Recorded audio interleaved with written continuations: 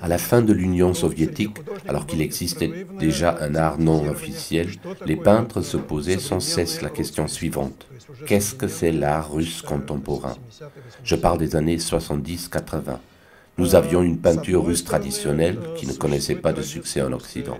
Et puis, nous avions l'art soviétique, art qui n'avait, lui, non plus aucun succès en Occident, tout comme par exemple l'art de l'Allemagne nazie. Face à cette situation, la plupart de mes camarades ont délibérément ignoré toute vocation internationale de leur œuvre. Et ils se sont recentrés sur leur petit monde, sur toutes ces questions individuelles liées à la spiritualité, à la moralité, sans se soucier de la façon dont l'Occident recevrait leurs œuvres. Cette tragédie était au cœur du monde artistique soviétique, dans le cercle non officiel. Elle perdure encore aujourd'hui en Russie. Les artistes russes demeurent isolés.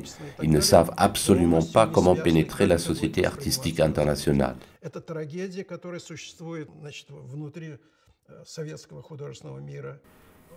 Et maintenant, abordons cette question internationale. C'est quoi l'art international?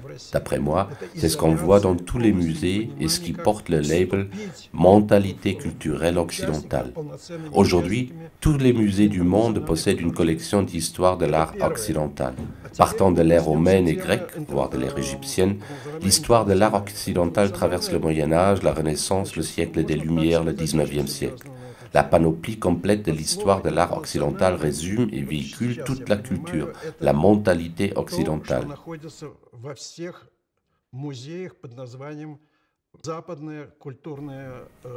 Bien entendu, il existe d'autres cultures, orientales, africaines, sud-américaines, mais pour moi, la notion d'art international ne recouvre pas toute l'humanité, car je ne prétends pas pouvoir saisir cet art dans sa globalité.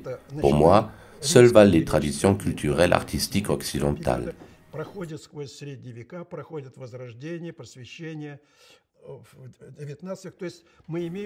Participer dans ces traditions et pouvoir se placer dans un petit espace de cette tradition, ceci, à mon avis, est le rêve de chacun des peintres, et notamment le mien aussi.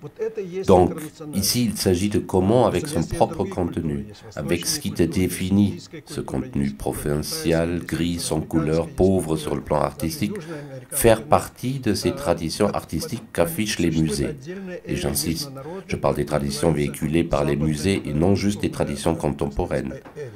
Ne pas être juste un peintre contemporain, mais entrer dans l'histoire de l'art de cette grande civilisation occidentale.